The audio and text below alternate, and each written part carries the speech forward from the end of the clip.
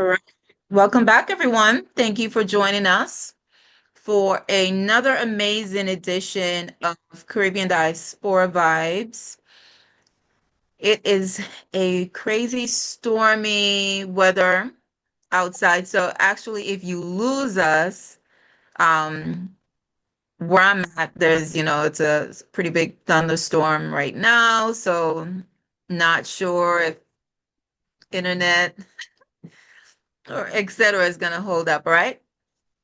So we want to just say thank you for joining us. My name is Donna Morton, and I am your host and president of Caribbean American Diaspora, president of Women of Culture, real estate broker, and mindset coach at Inner Vibes Consultant.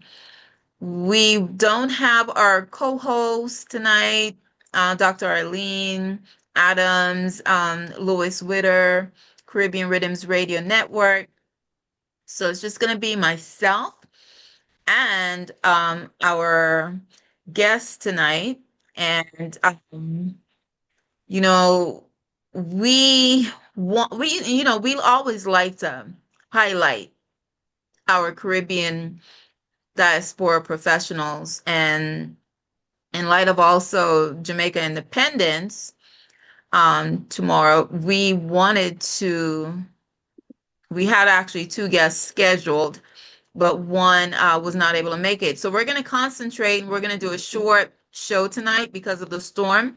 And we want you to hear from Hugh Brown, who is the president of Jamaica Ex-Police of Central Florida. So Hugh is going to tell us about himself. And then we want to hear more about this organization and what they do here in Central Florida or back in Jamaica, et cetera, et cetera. So thank you, Hugh, for joining us.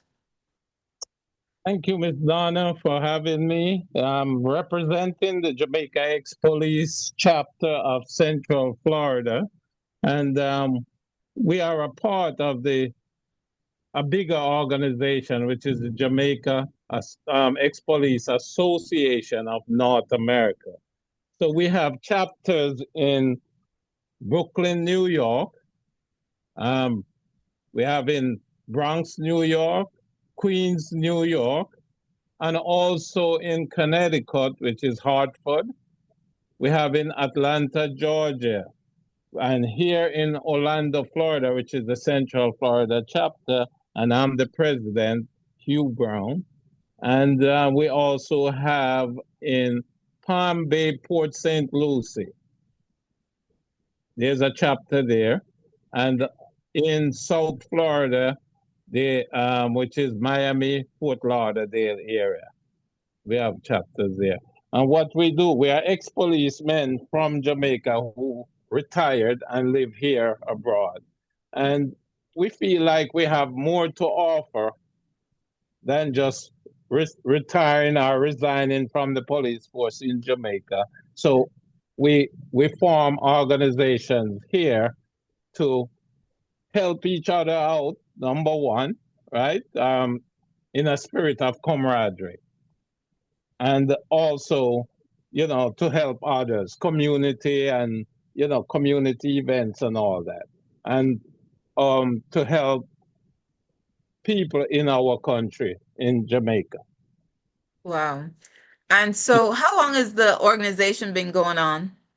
Well, organization been going on since the 70s, the early 70s. However, this chapter here in Orlando was formed in 2011. Okay. Right. But the organization's been going on over the years.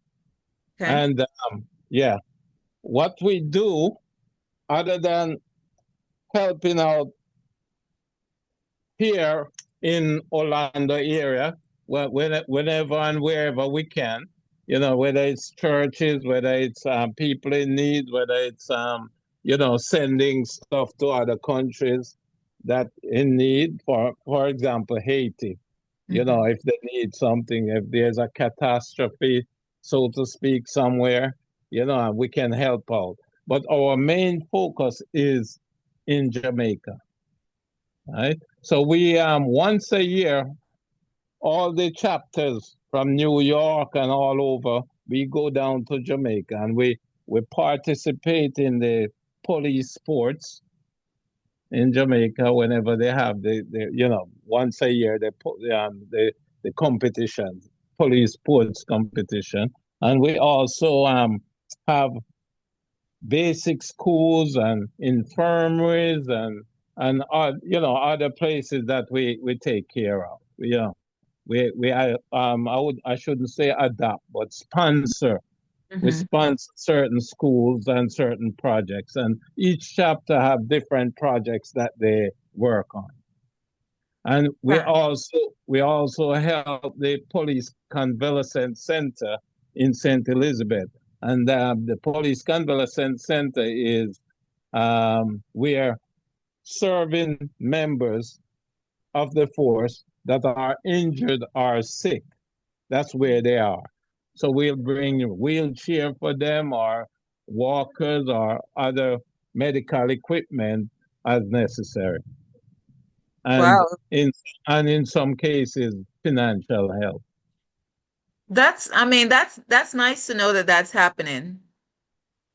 And then you are not just you're helping in so many different areas. You're helping with the youth, with elderly, you know, abroad. That's wonderful. I didn't know. I've never heard of And it. So, yeah, and by the way, we also help serving members of the force that are down on their luck.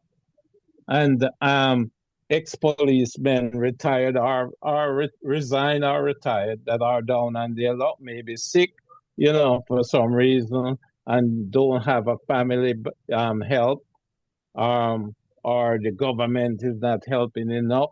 So we help out in that area too. a little bit about you before you even got here in the US. Well, before I got here in the US, I used to be a teacher at a primary school in Clarendon. Mhm. And after that, I joined the police force. I was stationed in Kingston, a mobile reserve, and protective services division. I was assigned to the then Prime Minister, Mr. Siada. So I worked there for nine in the force for almost 10 years. Wow. And then I migrated to the United States, lived in New Jersey. Mhm. That's where all my family was, or is, I should say, because they're still there, and then I moved to Florida here. Okay. Yeah. And so you go back often, right? Because of the nonprofit work. So you're back in Jamaica on a regular basis. Yeah, I would say once a year we go down and with the police, ex-police chapter. Mhm. Yeah. And maybe one more time for the year, I'll go down and spend some time with my family or, you know, our friends and, for a week or so. So I would say Work that twice. you do is similar because yeah, I'm there about once a year, once or twice a year, for outreach. And it's important that even though we're here in the diaspora abroad, we're working here, we're paying our taxes here, we're contributing to this country, and we're still able to give back home. That's a beautiful thing.